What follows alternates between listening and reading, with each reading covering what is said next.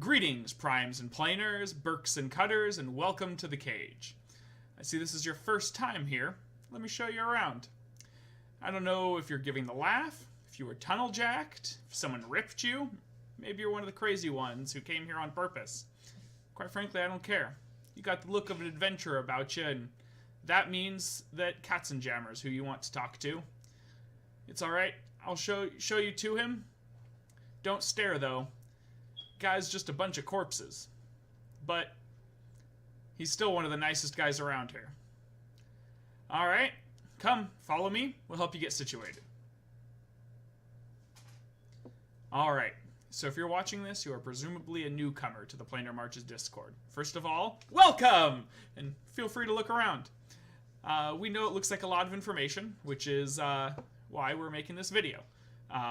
Nothing in here is really new for anybody who's been here for a while, but this should be a good place for any newcomers to start. So, the setting of this Discord is the city of Sigil, a city at the center of the multiverse. Your character doesn't need to be from here because this city is also known as the City of Doors. All doors lead to Sigil, and this city is connected to much of the multiverse. If you want to know more about Sigil in the multiverse, as well as all the slang that I threw at you at the beginning, feel free to read the stuff under the Settings tab. But it's okay if you don't know a lot, because if your character isn't from Sigil, well, they don't know a lot. Now on to that character. We are playing in the 5th edition of D&D, and let me tell you the history of character I'm not even going to keep that joke going. We're going to assume, for the sake of this video, that not only do you know what D&D is, that you know how 5e works, and you even know the basics of character creation there. If any of that's not true, or you have any other questions, that's what the channel, the Help Zone, is for. If you need help there, you can just ask a question. You can ping the helper's role if you need somewhat more of an official answer, but that's where you go for any questions. Again, Help Zone. It's there to help. Alright, so now we've got that out of the way. We are all starting at 3rd level. Once you've leveled up a character some, you're going to be able to make a character at higher level if you want, but for a first timer, level 3. Anything from any of the official books is okay. We've also allowed some of the Unearthed Arcana stuff, specifically Warforged, the changes to the Ranger class, and Artificers. Everything else is not approved. Yes, even that. And that. And nope. No, sorry, we definitely not approving that. Yeah, or that. Ooh, you frighten me. Alright, so, as to some of the alternate rules, we allow for feats, which includes allowing the variant human. We also allow multiclassing. You do not need to roll for hit points. You can take the hit point values that are in the book. You can roll if you want. You start with all of your starting equipment for your character class and for your background.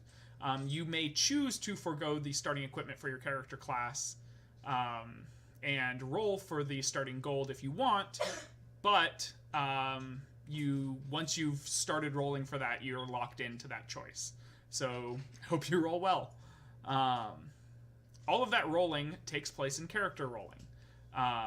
There's a channel for basically everything. That's also where you'll roll your stats. In order to roll your stats, you'll type in !Randchar, R-A-N-D-C-H-A-R. And Avre, our great and merciful dice roller, will roll some stats for you. 46, drop lowest. You get to keep re-rolling until you get at least 2 stats rolled at 15 or higher. If you choose to, you can stop rolling earlier and take the stats that you're given. If maybe you're given 3 14s and an 18 and you don't want to mess with that stat distribution, that's fine. If you roll again, all previous rolls are invalid. Whatever your last roll is your valid roll. And as I said, stop when you get 2 15s or higher. Okay, so now you know how to build your character. Now you need to know where to build your character. Avre can read two different documents. It can either read a character created on DiceCloud.com or a specific Google Doc. The links for all of those are in the helpful links channel. Again, we have a channel for everything. But also in the doobly-doo down below. If you need help filling any of those out, where do we go? Yeah, that's right, the help zone. See? You're getting it. And we'll get you figured out. All right, now for the last step, the hardest of them all. You need to get your character seen by Avre and get them ready to adventure. Now, if you've used DiceCloud, make sure your character is viewable by anybody who has the link. And then, in the general bot, you type !DiceCloud, followed by the link it gives you. If you're using the Google Doc, you just type the same thing, but instead you type !G-sheet instead. After that, you'll use the link in registering your character. You'll use the link to registering your characters in the link in Guidelines and Rules. There. Go to Guidelines and Rules. There's a link for registering your character. I also should have it down below. If I don't, you can flog me. But that's about it. That's the hardest part of this. Once you have your character and once you've registered them, you are ready to play. So how do we play here? All right, so you have a character. What can you do with it now? Well, once your character's been approved, you'll be able to see all of the RP channels. I know, you've got even more channels. You can go into any one of those, either with somebody else, or you can just kind of an open invite to talk to anybody who'll talk to you. It's a great way to develop character interactions, to follow up on something that happened in a session, to do any of that stuff that you don't really need a DM around to do. However, everybody's going to want to play D&D at some point. Though all of our D&D sessions on this server are done over voice chat. You'll see the voice channels. And most of us use Roll20. Just wait for a quest for your level. You'll see them in either the player requests or the DM requests. Make sure you read those over real well. Different players and different DMs have different ways of requesting your information. And so make sure you read the requests thoroughly. Sometimes they'll also have more than just level requirements, so don't apply for something that doesn't apply for your character.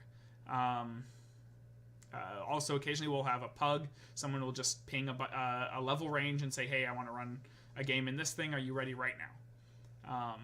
And that's about it, honestly. If you've got any questions, where are you gonna go? Help zone. All right, and we'll get you the help that you need. But only help with the server. No one can help you with that growth on your neck. You should really get that checked out.